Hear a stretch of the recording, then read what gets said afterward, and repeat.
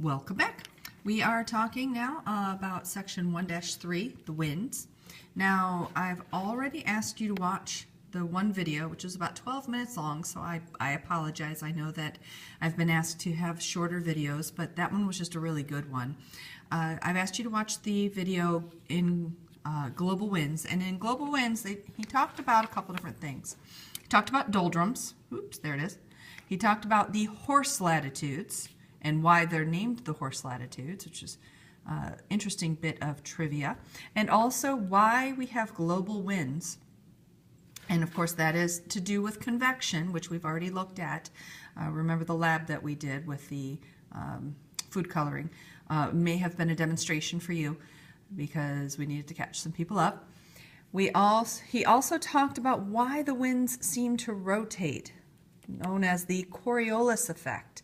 And remember, the Coriolis effect, this comes from the spinning of the earth. So if you don't remember these things, you know, what the doldrums are, the horse latitudes, why the global winds are around, and why they rotate with the Coriolis effect, you need to rewatch that video, Global Winds, and or read your book. Now, horse latitudes, that's not in your book, so you're going to have to get that from the Global Winds. All right. So he also talked about, this is still a review, I'm just summarizing for you. He also talked about the Coriolis effect. That is what is responsible for our trade winds, our prevailing westerlies, I know it's kind of hard to read that, I apologize, and our polar easterly winds. All right, so there's three types, the trade winds, prevailing westerlies, and polar easterlies. These were all described in the northern hemisphere, but you can also look in your textbook and they have these a nice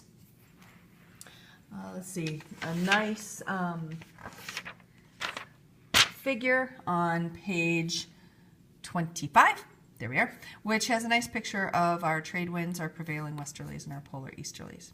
He also talked about the causes of these winds. Now this is in your book, it's also in the video, so you want to make sure if you don't remember the causes of those that you review that. So what did he not talk about? Well, just a little bit. He did not talk about the jet stream. Now the jet stream, this one was found in the 1940s. It's just another wind current.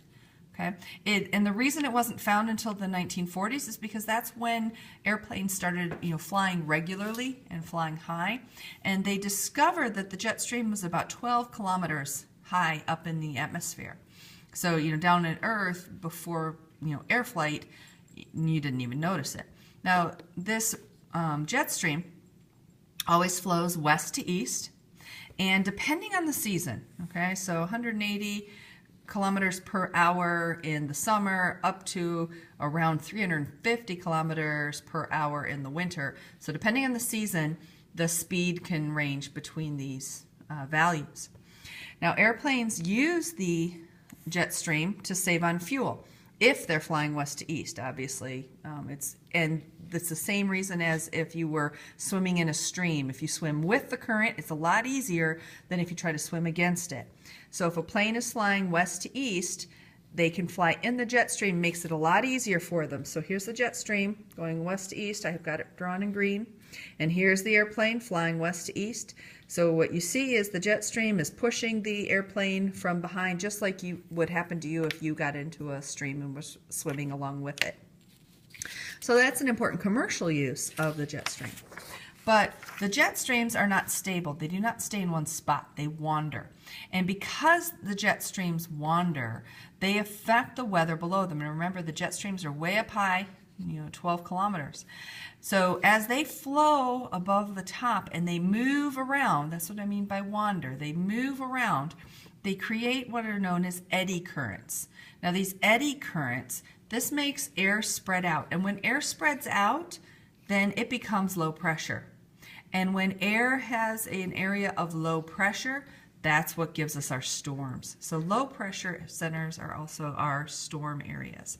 So down here, if I draw the jet stream in green, jet stream's going along and it's wandering in the atmosphere. It's causing these different currents to happen below it. Okay, so down here, this is where we are. All right, all the way down here. So the jet stream moves, and then these eddy currents start forming below the jet stream. And wherever the air is kind of spread out, that becomes an area of low pressure.